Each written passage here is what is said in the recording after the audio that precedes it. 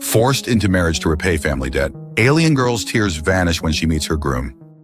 Commander Jack Reeves rolled his shoulders, feeling the satisfying pop as tension released from his muscles. The tactical vest he wore had been digging into his skin all day during the training exercises. His bare arms, tanned and marked with scars from countless battles, glistened with sweat in the amber light of the alien sun as he approached the modest dwelling of his old friend. Therian next was one of the few non-humans Jack had genuinely connected with since humanity's explosive entrance onto the galactic stage 15 years ago. The green-skinned Viridian had been a valuable trade partner and occasional drinking buddy, despite their cultural differences. "Jack, right on time as always," Therian called out, his emerald face crinkling with a smile. Come in, come in. I've got that Terran whiskey you like." Jack ducked through the doorway, designed for the slightly shorter Viridians. "Damn good to see you, Therian. It's been too long." The interior was cool and dimly lit, decorated with strange artifacts from across the galaxy. Souvenirs from Therian's days as a merchant captain before settling on this frontier world. They settled into comfortable chairs, and Therian poured 2 glasses of amber liquid. "To continued prosperity," Therian offered, raising his glass. "And to friends who don't shoot at you," Jack added, with a grin, before taking a healthy swallow. The whiskey burned pleasantly down his throat. As they caught up, Jack found himself complaining about the mundane aspects of his life, the parts that had nothing to do with commanding a platoon of humanity's finest soldiers. "I swear, Therian, between deployments and training, my place is a disaster. I've got a cat that probably thinks I abandoned him half the time. Hell, I barely remember to feed myself some days, let alone keep things in order." Therian's expression shifted, becoming thoughtful. He swirled his drink, the amber liquid catching the light. "You know, Jack, I might have a solution to your problem." "What, you know a good cleaning service that works for military credits?" Jack laughed. "Better, a wife." Jack nearly choked on his drink. "Excuse me, my daughter, Amara, she's of age now, and Therian hesitated, looking uncomfortable. "I've fallen on hard times, Jack. That last shipping venture went south when the Krell pirates hit the Cygnus route. I owe you for backing me all those years ago, and I can't repay what I promised." Jack stared at his friend, waiting for the punchline. When none came, he set his glass down carefully. "You're serious, aren't you? Therian, that's not how humans do things anymore." "It's still a respected tradition among my people," Therian said defensively. "Amara is educated, skilled in household management, and she would bring honor to your home, and it would clear my debt to you." Jack ran a hand through his short-cropped hair. "This is insane. I can't just buy a wife." "Not buying, a merger of families, an alliance." Therian leaned forward. "And she's beautiful, Jack, even by human standards." Jack's mind raced. It was barbaric by Earth standards, yet he knew enough about Viridian culture to understand this wasn't as simple as it seemed. Refusing outright would deeply insult Therian and potentially damage relations with the entire Viridian community on this outpost, a community that provided crucial support for human military operations. Plus, there was the practical side. Having someone to care for his home, his pet, someone to come back to after missions. I need to think about this," Jack said finally. "Of course, but don't think too long. There are others who would gladly accept such an arrangement." As Jack left Therian's home that night, he couldn't shake the feeling that he'd just been maneuvered into a corner by a master strategist, and despite his modern sensibilities screaming against it, a small part of him was intrigued by the proposition. 1 week later, in a room across the settlement, Amara next sat before a mirror, silver tears trailing down her vivid green cheeks. Her waist-length silver hair was adorned with small white flowers that trembled with each sob. The flowing cream-colored dress with its plunging neckline, traditional Viridian wedding attire, felt like a prison uniform. "How could he?" she whispered, staring at her reflection. Her lavender eyes were puffy from crying. "How could father sell me to a human like cargo?" She'd heard stories about humans, their aggressive expansion, their frightening adaptability, their strange customs. What would this one do to her? Would she be little more than a servant? Or worse? Amara glanced at the window. It wasn't too late to run. There were transport ships leaving for the core worlds daily, Or perhaps more drastic measures. The ceremonial dagger on her dressing table gleamed in the soft light. Her hand trembled as she reached for it, but a knock at her door startled her. "It's time, daughter," her father's voice called. With a final shuddering breath, Amara stood. If this was to be her fate, she would face it with dignity, even if her heart was breaking. But when she entered the ceremonial chamber and saw the human man waiting for her, Amara froze. He was tall, taller than any Viridian, with broad shoulders and a posture that radiated quiet confidence. His face was handsome by any species standards, with strong features softened by surprisingly kind eyes. When those eyes met hers, something unexpected happened. Instead of the disgust or cold calculation she'd feared, she saw curiosity and perhaps a touch of the same nervousness she felt. He smiled at her, a genuine smile that reached his eyes, and bowed slightly in greeting. Amara's tears dried instantly, replaced by a flutter of something she hadn't expected to feel. Hope. Perhaps, just perhaps, this arrangement wouldn't be the nightmare she had feared. Jack awoke to the gentle sound of humming coming from downstairs. For a moment he lay still, disoriented, before remembering the events of the previous day. Amara, his new wife, the alien girl with lavender eyes who had gone from tears to fascination in the span of their first meeting. He rolled out of bed, muscles aching pleasantly from yesterday's work, and made his way downstairs. The sight that greeted him stopped him in his tracks. Amara moved gracefully around his kitchen, her silvery hair tied back loosely, wearing one of his old t-shirts that hung like a dress on her slender frame. She turned at his approach, and a blush darkened her green cheeks. "Good morning," she said, her voice musical. "I hope you don't mind. I found some eggs and vegetables." Jack leaned against the doorframe, unable to tear his eyes away from her. "Not at all. I'm impressed you figured out the stove." She smiled, revealing perfect white teeth against her emerald skin. "We have similar technology, though yours is charmingly primitive." "Primitive, huh?" Jack laughed, moving closer. The kitchen suddenly felt much smaller with both of them in it. "I meant no offense," she said quickly, her eyes widening. "None taken." He reached past her for a mug, his arm brushing against hers. The contact sent an unexpected jolt through him, and from Amara's sharp intake of breath, she'd felt it too. They ate breakfast in a silence charged with unspoken tension. Jack found himself studying her when she wasn't looking. The graceful curve of her neck, the way her hair caught the morning light, the delicate points of her slightly elongated ears. "You're staring," she said without looking up. "Sorry," Jack replied, not feeling sorry at all. "You're not what I expected." Amara's lavender eyes met his. "What did you expect?" "I don't know. Not someone who makes me forget how to breathe." Her spoon clattered against her bowl. "Humans are very direct with their compliments." "Only when we mean them," Jack said, holding her gaze. After breakfast, Jack showed her around the property. The morning sun cast long shadows across the yard as they walked side by side, close but not touching. "Your world is beautiful," Amara said, reaching out to touch a flowering bush. "So vibrant and wild." "Like you," Jack said before he could stop himself. She turned to him, surprise evident on her face. "You find me wild?" "In the best possible way." He stepped closer. "You're unlike anyone I've ever met. Because I'm alien. Because you're you." A smile tugged at her lips. "You're not what I expected either, Jack." "What did you expect?"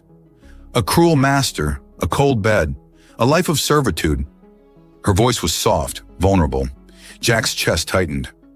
"That's not what this is. That's not what I want." "What do you want?" she asked, her lavender eyes searching his. The question hung between them, heavy with possibility. Jack reached out slowly, giving her time to pull away, and tucked a strand of silver hair behind her pointed ear. Her skin was warm beneath his fingertips. "I want to know you," he said honestly. "I want this to be real, not just an arrangement." Amara leaned into his touch, her eyes fluttering closed for a moment.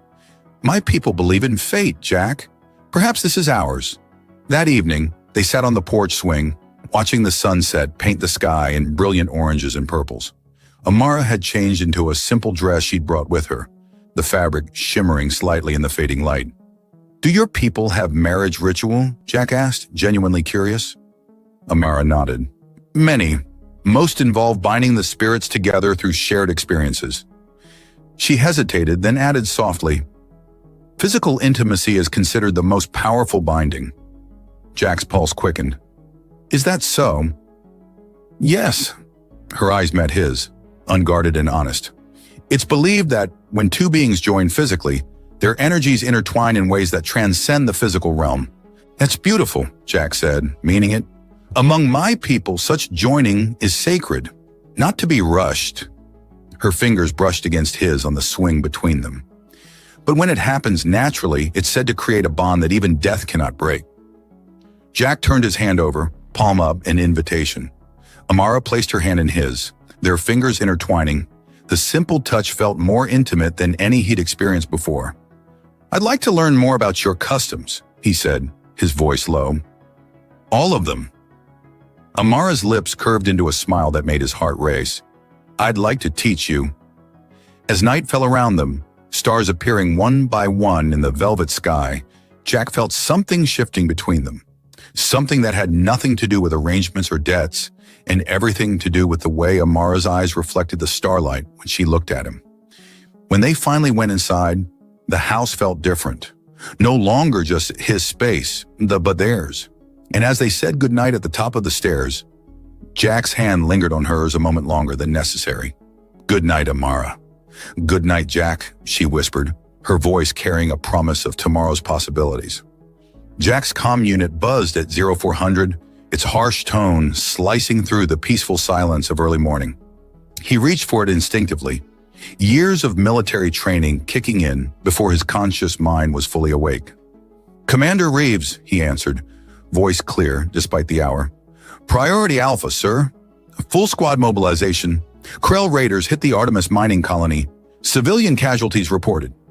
Captain Harris's voice was tight with urgency. Jack sat up, instantly alert. "ETA?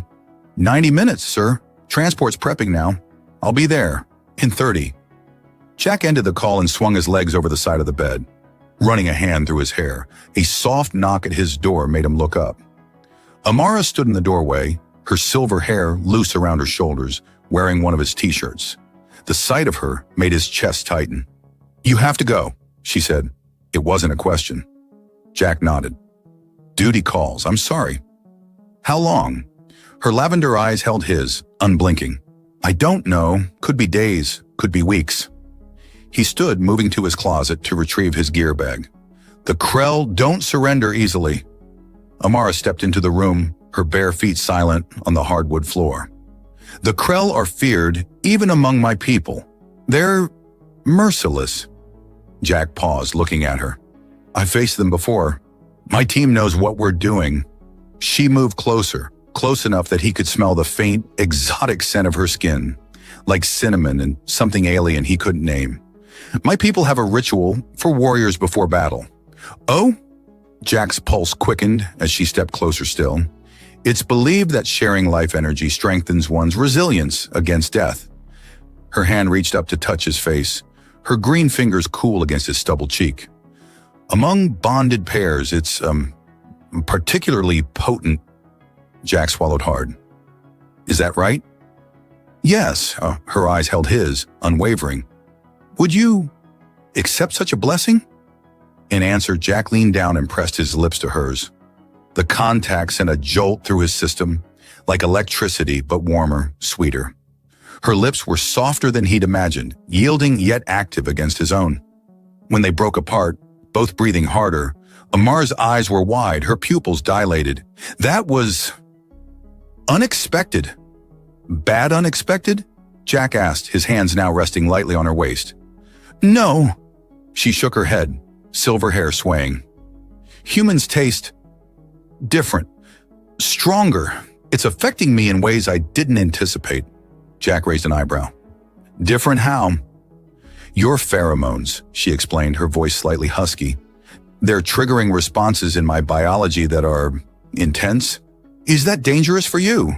Jack asked, concerned despite the heat building between them. Amara laughed, the sound like music.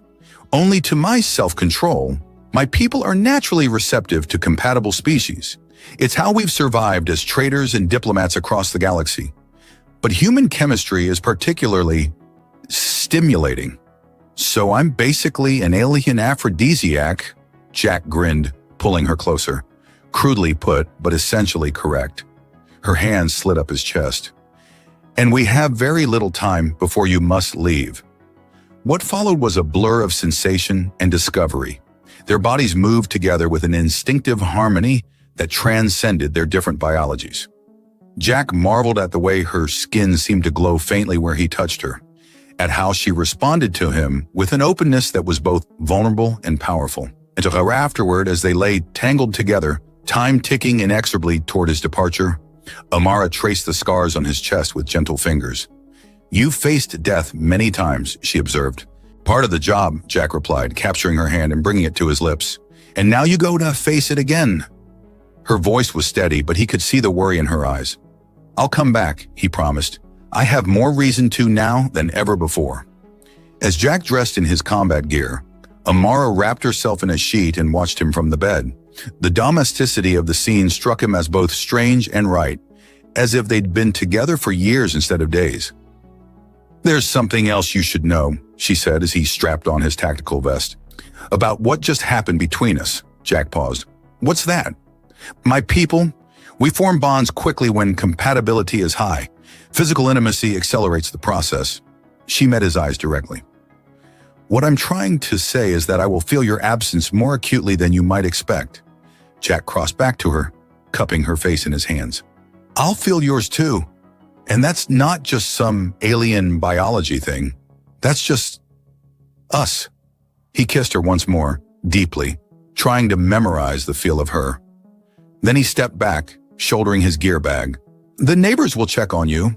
Mrs. Chandler next door has a spare key. And Rufus, my cat, he likes the blue food, not the red." Amara nodded, her composure admirable despite the circumstances. "I will manage. Focus on returning safely." At the bedroom door, Jack turned back for one last look. The image of her, green skin against white sheets, silver hair tumbling over her shoulders, lavender eyes fixed on him with an intensity that made his heart race, was one he knew would sustain him through whatever battles lay ahead. "Jack," she called as he turned to go. "Among my people, we say, return with your spirit intact, for it now carries part of mine." He nodded, throat suddenly tight. "I will." As his transport lifted off, 40 minutes later, Jack found himself touching his lips, still feeling the ghost of her kiss. Whatever happened with the Krell, he had something precious to return to now, something he hadn't even known he was missing until a week ago. 3 days after Jack's departure, Amara woke with a strange sensation in her abdomen. A gentle warmth pulsed there, unfamiliar yet somehow right. She placed her hand over the spot, feeling a faint vibration beneath her fingers. "Impossible," she whispered to the empty bedroom. Viridian human reproduction was theoretically possible but exceedingly rare, requiring multiple encounters and specific biological compatibility. Yet the signs were unmistakable. The warmth, the subtle glow beneath her skin, the heightened awareness of her surroundings, all pointed to one conclusion. She was carrying Jack's child. Amara sat on the edge of the bed, mind racing. Among her people, such rapid conception was considered a blessing from the ancestors, proof of a divinely sanctioned union. But how would Jack react? Human gestation took 9 months. Viridian pregnancies lasted only 4. Their child would be born before he even had time to adjust to the idea. A knock at the front door interrupted her thoughts. Throwing on a robe, she made her way downstairs, expecting Mrs. Chandler with another casserole. Instead, she found her father standing on the porch. "Father?" Amara blinked in surprise. "What are you doing here?" Therion's face was grave. We need to talk, daughter. May I come in?" She stepped aside, suddenly conscious of her disheveled appearance and the unmistakably human dwelling around them. Therion entered cautiously, his eyes taking in every detail. "So this is where he's keeping you," he muttered. "He's not keeping me anywhere," Amara replied sharply. "This is my home now." Therion sighed, his shoulders slumping. "The High families have learned of your marriage. They're displeased. The High families have no say in my life anymore," Mars said, crossing her arms. "You don't understand," They're claiming I violated trade protocols by offering you without their approval. They're threatening to revoke our family's merchant status." He looked at her imploringly. "They want you to return home and have the marriage annulled." Amara felt a protective instinct surge through her, her hand moving unconsciously to her abdomen. "That's impossible now." Therion's eyes widened as he followed the gesture. "You can't mean—" "I carry his child," she said, lifting her chin proudly. Her father staggered back as if struck. "By the ancestors, so quickly?" "That's a blessing," she finished firmly, "and proof that this union was meant to be." Before Therion could respond, Amara's comm unit buzzed, the emergency frequency Jack had given her. She activated it immediately. "Mrs. Reeves!" An unfamiliar male voice came through. "This is Lieutenant Foster. There's been an incident during the Krell engagement. Commander Reeves has been injured." The room seemed to tilt around her. "How badly?" "Stable, but critical. He's being transported back to base now. ETA 4 hours. I'll be there," she said, ending the call with shaking fingers. Therion watched her, his expression softening. "You truly care for this human." "More than care," Amara replied, already moving to dress. "We're bonded." "Then I will help you," he said unexpectedly. "The High families be damned." At the military hospital, Amara paced the sterile waiting room, her father seated nearby. Several human officers and their spouses watched her with undisguised curiosity. She heard their whispers, some sympathetic, others less so. "Commander's alien bride. He married only a week. Some kind of arrangement." A woman in a crisp uniform approached, extending her hand. "Mrs. Reeves, I'm Colonel Diane Morris. Jack serves under my command." Amara took the offered hand, noting the firm grip. "How is he?" "Tough as they come," the colonel replied with a tight smile. "Took plasma fire protecting civilians during evacuation. Burns across 20% of his body, but the medics got to him quickly. He'll recover." Relief flooded through Amara, so intense she swayed slightly. The colonel steadied her with a concerned look. "Are you all right?" "How? Yes, Amara began, but a sudden sharp pain in her abdomen cut her off. She gasped, doubling over. "Get a medic!" Colonel Morris shouted, helping Amara to a chair. "No," Amara managed through gritted teeth. "Not human doctors. They won't understand." Therion was at her side instantly. "It's the bond. She's feeling his pain." Colonel Morris looked skeptical but nodded. "What do you need?" "To see him," Amara said, straightening with effort. "Now." Jack floated in darkness, pain a distant thing kept at bay by medication. Something pulled at him, a tether, a connection he couldn't name, but instinctively followed. He became aware of a presence beside him, a cool hand on his brow. The pain receded further. "Amara," he murmured, though his lips didn't seem to move. "I'm here," came her voice, not in his ears but in his mind. "Follow my energy back." Jack felt something flow between them, a current of warmth and light. His consciousness rose toward it like a swimmer toward the surface. He opened his eyes to find Amara leaning over him, her hands on his chest, a soft glow emanating from where they touched. Her face was strained with concentration, sweat beading on her brow. "What are you doing?" he managed to rasp. "Sharing strength," she whispered. "It's draining, but it will speed your healing." Jack became aware of others in the room, medical staff watching in amazement as the monitors showed his vitals improving rapidly.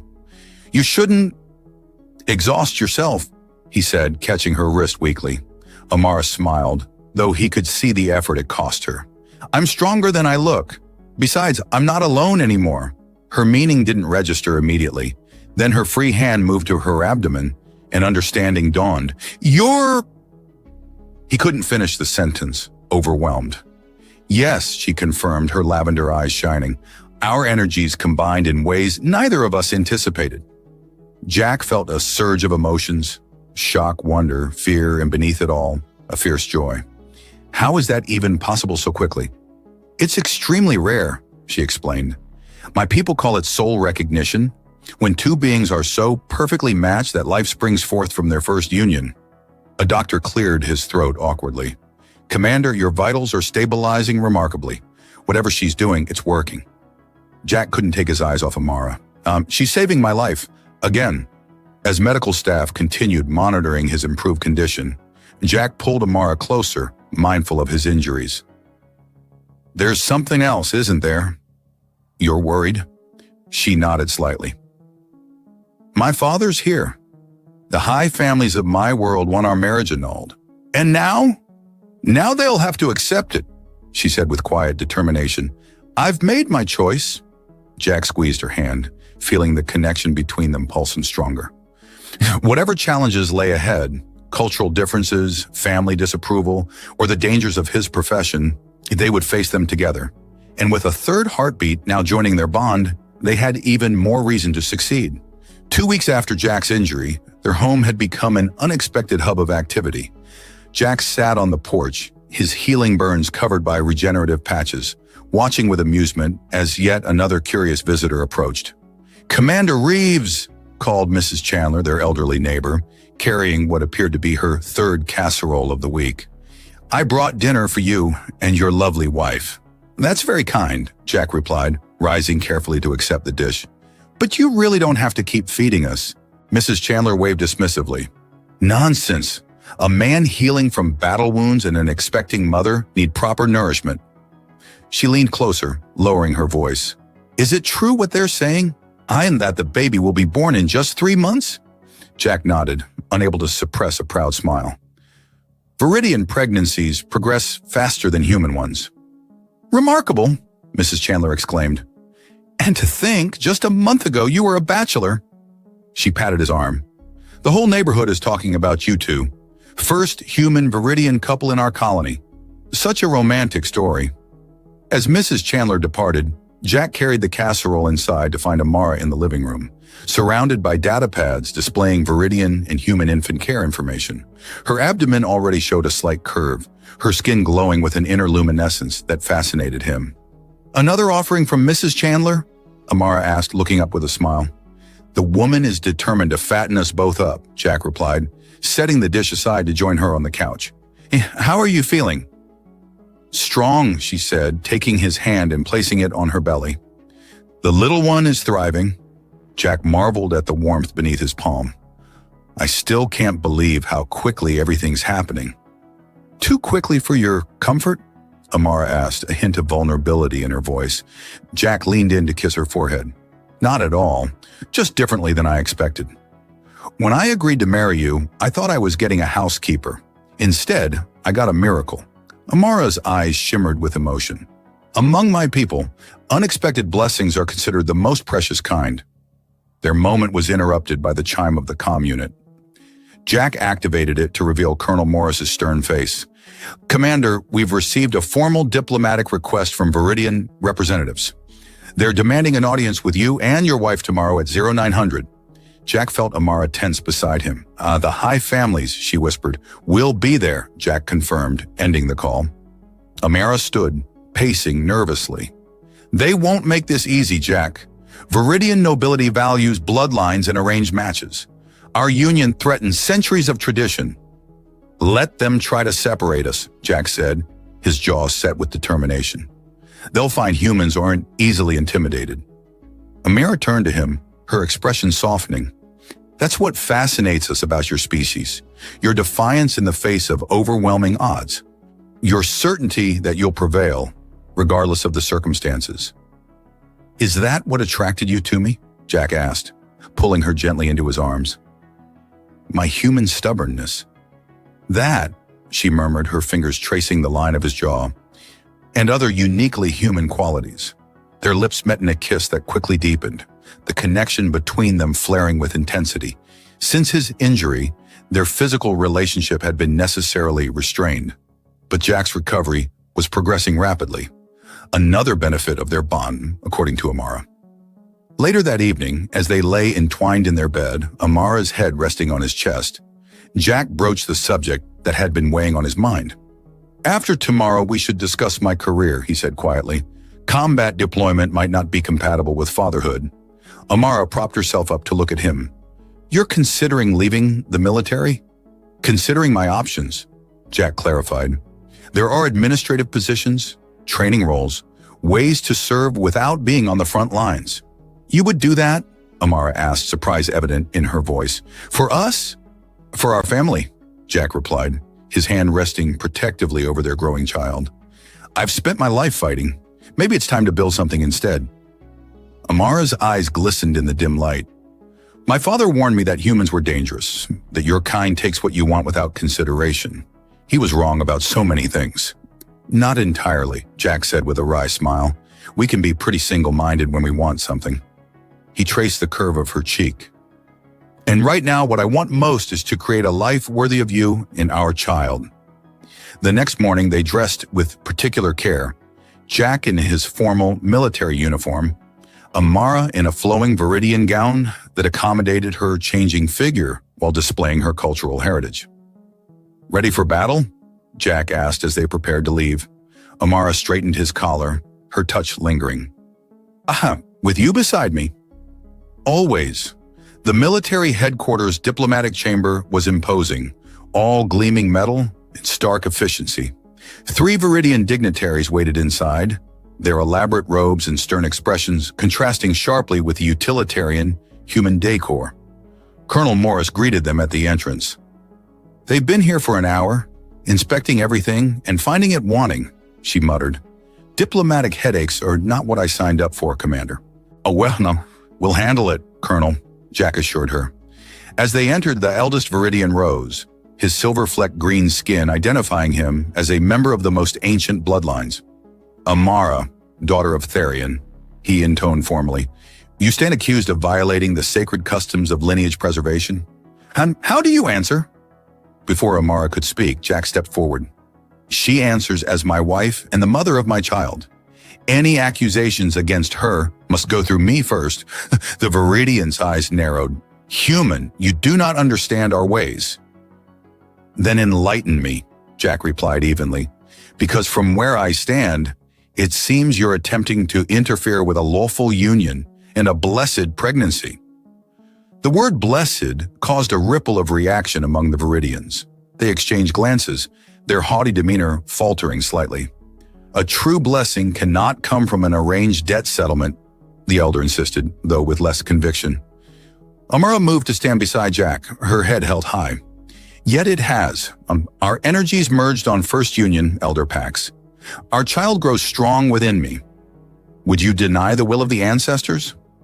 The diplomatic confrontation had begun, and with it, the next chapter of their unexpected journey together. The tension in the diplomatic chamber crackled like static electricity. Elder Pax's face had darkened to a forest green, a sign of agitation among Viridians. The will of the ancestors is not for you to interpret, child, he snapped at Amara. Before the situation could escalate further, the chamber doors slid open. A tall, distinguished human man with silver temples and the insignia of an admiral strode in, accompanied by a striking blue-skinned Andorian woman. That's enough, Elder Pax, the admiral said, his voice carrying the weight of authority. This meeting is now under Galactic Alliance jurisdiction. Colonel Morris snapped to attention. Admiral Harrington, sir, we weren't expecting you. At ease, Colonel. Admiral Harrington's gaze swept the room before settling on Jack and Amira.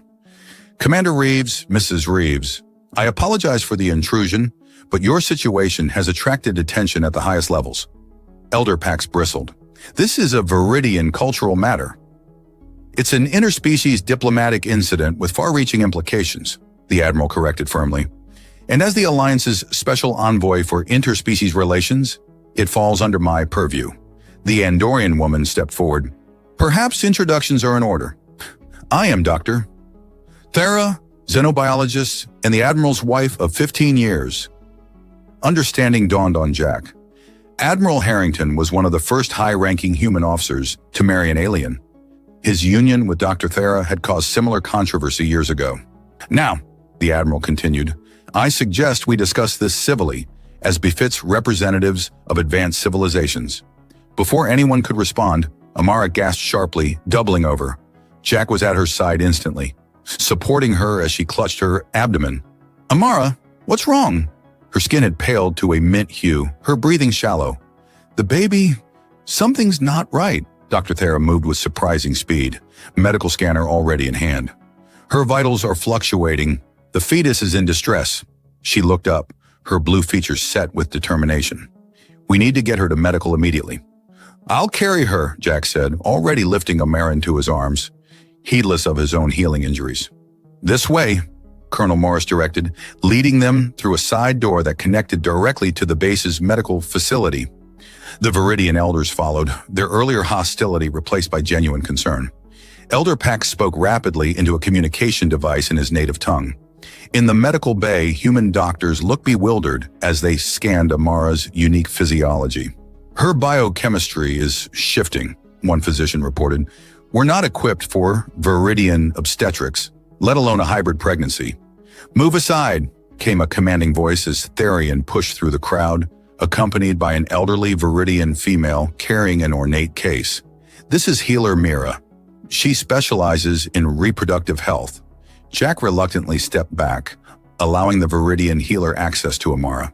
The old woman's hands moved with practiced precision, applying glowing substances to specific points on Amara's abdomen, while chanting in a low melodic language. "The human genetic material is strong," Healer Mira explained between chants. "It's accelerating the development beyond even Viridian norms. Her body is struggling to adapt." Dr. Thera joined her, comparing readings. "Fascinating. The fetal development is creating unique energy patterns I've never seen before." Jack paced anxiously, feeling helpless. "Can you help her?" "Together, perhaps," Healer Mira said. "Your bond with her is part of this. Come." Jack approached the examination table where Amara lay, her face contorted in pain. He took her hand and immediately felt a surge of energy between them. "The bond is strong," Healer Mira observed, "but incomplete. The ritual was never properly finished." "What ritual?" Jack asked. "The binding of souls," Therian explained, "normally performed before conception. It stabilizes the energetic connection between partners." "Then let's do it now," Jack insisted. Elder Pax stepped forward. "It's not that simple. The ritual requires—" "I don't care what it requires," Jack interrupted. "If it will save them, I'll do it." The elderly healer nodded approvingly. "This is why human Viridian unions are so powerful. Your determination breaks through our cautious traditions." She instructed Jack to place one hand on Amara's heart and the other on her abdomen. "Now focus on your connection to her. Feel the energy that flows between you." Jack closed his eyes, concentrating on the bond he'd felt, growing since their first night together. He recalled the warmth of her smile, the sound of her laughter, the way her lavender eyes lit up when she looked at him. More than physical attraction, more than convenience. What had begun as an arrangement had blossomed into something profound. "I love you," he whispered, the words coming naturally. Beneath his palm, he felt a pulse of energy. Not just from Amara, but from their child. A three-way connection, strengthening with each heartbeat. The room fell silent as a soft glow emanated from where their bodies connected. Amara's breathing steadied, her color returning to its normal vibrant green. "Extraordinary," Dr. Thera murmured, scanning the phenomenon. "The energy patterns are stabilizing." Amara's eyes fluttered open, finding Jack's immediately. "I felt you," she said softly. "Both of you." Healer Mira stepped back, satisfaction evident in her ancient face. "The bond is complete now. The child will develop normally, though normal for this unique combination remains to be seen." Admiral Harrington had observed the entire process with keen interest. As the medical crisis subsided, he approached Jack and Amara. "What we've witnessed here today is precisely why the Alliance needs representatives like you too," he said. "Your union bridges worlds and ways diplomats have failed to achieve for decades." "Representatives?" Jack questioned. "Official ambassadors for human-alien integration," the Admiral clarified. "The galaxy is watching your story unfold, Commander. A marriage arranged to settle a debt, transformed into a genuine bond that creates new life and brings different species together in crisis." Jack looked at Amara, who now sat up, cradling her abdomen protectively. "That would mean a significant change in our lives. And protection from those who might interfere with your family," Admiral Harrington added, glancing meaningfully at the Viridian elders. "Diplomatic immunity extends to family units." Elder Pax stepped forward, his demeanor transformed. "Perhaps we have been hasty in our judgment. What we witnessed here suggests the ancestors do indeed favor this union." Therian couldn't suppress a smile. "I told you they would." As the room buzzed with discussion about diplomatic implications and medical marvels, Jack sat beside Amara, their foreheads touching, their hands entwined over their child. "Some honeymoon, huh?" he murmured. Amara laughed softly. "Among my people, there's a saying, the path with the most obstacles leads to the greatest treasures." Jack kissed her gently. "Then we must be headed somewhere incredible." 3 months after the medical crisis, Jack stood on the balcony of their new diplomatic residence, watching the twin moons of Viridia rise over the capital city's gleaming spires. The journey from reluctant groom to interspecies ambassador had been swift and unexpected, much like everything else in his relationship with Amara. "Beautiful, isn't it?" Therian joined him, offering a glass of Viridian spirits. "I never imagined my daughter would bring a human to our ancestral home, let alone as an honored diplomat." Jack accepted the drink with a nod.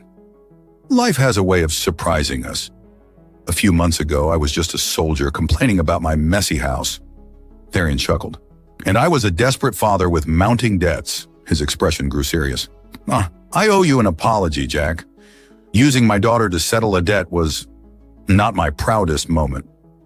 "Maybe not," Jack agreed, "but it led to something neither of us could have predicted."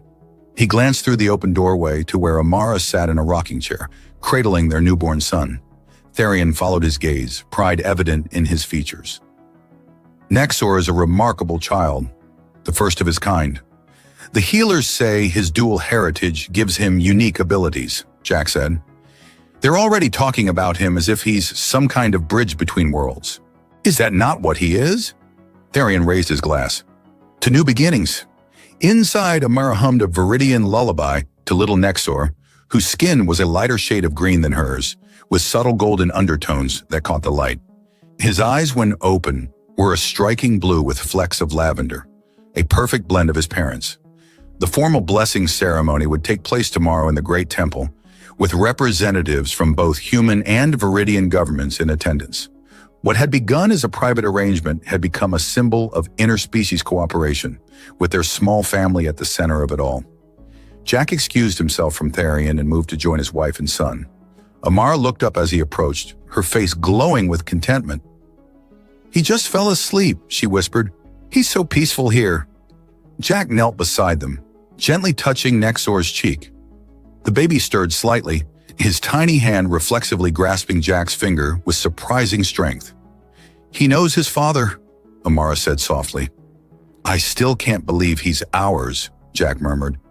"That any of this is real."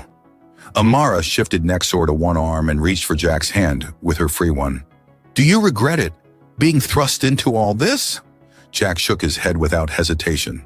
"Not for a second. Though I admit, when your father first suggested marrying you, I thought he was joking. And I spent a week crying over being sold to a human," Amara recalled with a wry smile. "Until I saw you standing there, looking as nervous as I felt." "I wasn't nervous," Jack protested with mock indignation. "I was strategically contemplative." Amara laughed, the sound causing Nexor to stir again. "Is that what you call it? I distinctly remember your hands shaking when you took mine." "Combat-ready reflexes," Jack insisted, leaning in to kiss her lightly. "Besides, I wasn't the one whose tears dried up the moment our eyes met." "You noticed that?" Amara asked, a blush darkening her cheeks. "I noticed everything about you," Jack admitted. "Still do." Their tender moment was interrupted by a soft knock. Admiral Harrington stood in the doorway, his Andorian wife beside him. "Forgive the intrusion," the Admiral said. "We wanted to pay our respects before tomorrow's ceremony." Jack stood to greet them. "Admiral Doctor, please come in." Dr. Thera moved immediately to Amara, her clinical interest barely concealing her excitement. "May I?" she asked, gesturing to the baby. Amara nodded, carefully transferring Nexor to the Andorian's blue arms. Dr. Thera examined him with gentle expertise. "Remarkable," she murmured. "His energy signature is unlike anything I've recorded. The perfect synthesis of human resilience and Viridian sensitivity." Admiral Harrington observed with a proud smile. "He's going to change everything, you know. Already, applications for interspecies marriage licenses have increased 300% across Alliance space." People just needed to see it was possible, Jack said, moving to stand beside Amara, his hand resting protectively on her shoulder. More than possible, the Admiral corrected. Desirable. Your story has captured imaginations everywhere. The arranged marriage that became a love story for the ages. The media can't get enough of it. Amara looked up at Jack with a mischievous smile. Perhaps we should write a book. How to Fall in Love with Your Debt Settlement. Jack laughed. I'm not sure that's a universally applicable strategy. Speaking of strategies, Admiral Harrington said, his tone shifting to business. The diplomatic summit next month will focus on formalizing interspecies family rights. We'd like you both to lead the human Viridian delegation. Us? Amara asked, surprised. We're hardly experts in diplomacy. But you are experts in making the impossible work, Dr. Thera said, returning Nexor to Amara's arms. Sometimes the best diplomats are those who live the reality others only theorize about. After the Admiral and his wife departed, Jack and Amara retreated to the nursery, placing Nexor in the ornate crib that had been a gift from the Viridian high families, the same elders who had initially opposed their union. It's strange, Amara mused as they watched their son sleep. My father arranged our marriage to settle a debt, but in doing so, he created something priceless. Jack wrapped his arms around her from behind, resting his chin on her shoulder. I got the better end of that deal, no question. Did you? Amara turned in his embrace, her lavender eyes meeting his. A messy soldier with combat reflexes and a cat with picky eating habits? The mess is gone. The reflexes come in handy, and Rufus has adapted remarkably well to Viridian cuisine, Jack countered, pulling her closer. Plus, I got you and him, a family I never knew I wanted until I had it. Amara's hand slid up his chest, coming to rest at the nape of his neck. Among my people, there's a belief that souls who are meant to find each other will do so, regardless of the circumstances. Perhaps all the arrangements and debts were just the universe's way of bringing us together. Then I owe the universe a debt I can never repay, Jack murmured against her lips. As they stood in the soft glow of Viridia's moons, their son sleeping peacefully beside them, Jack marveled at the journey that had brought them here. From a casual conversation about household chores to becoming symbols of interspecies harmony, their path had been anything but conventional. Yet somehow in all the chaos and unexpected turns, they had found exactly where they were meant to be, together. And that was worth all the tears, all the doubts, all the challenges they had faced and would face in the future. For what had begun as an arrangement had blossomed into the greatest adventure of their lives. 1 year after Nexor's blessing ceremony, Jack and Amara finally managed to carve out a rare evening alone. Their diplomatic duties had taken them across the galaxy. Their son had become a symbol of interspecies harmony, and private moments had become precious commodities. The balcony of their Viridian estate overlooked the glittering capital, now dotted with human establishments alongside traditional alien architecture, a visual representation of the integration they'd helped foster. Ambassador Reeves, Amara purred, approaching Jack from behind with 2 glasses of champagne. She'd adopted human formal wear for the evening, a silken dress that clung to her curves in ways that made Jack's pulse quicken. Your presence is requested for some private negotiations. Jack turned, his breath catching at the sight of her.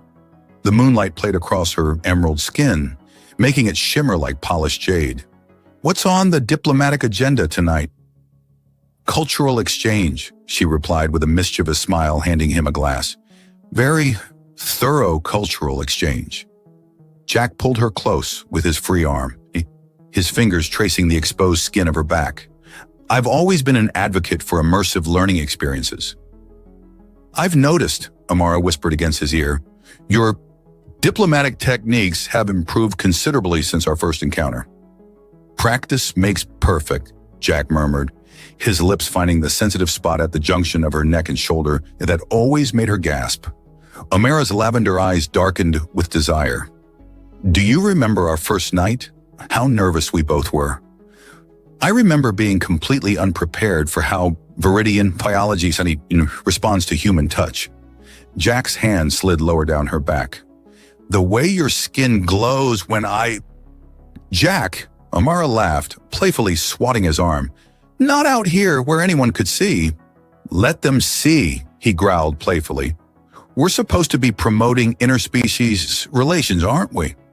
I believe the alliance had something more formal in mind, she countered, though she made no move to step away from his embrace.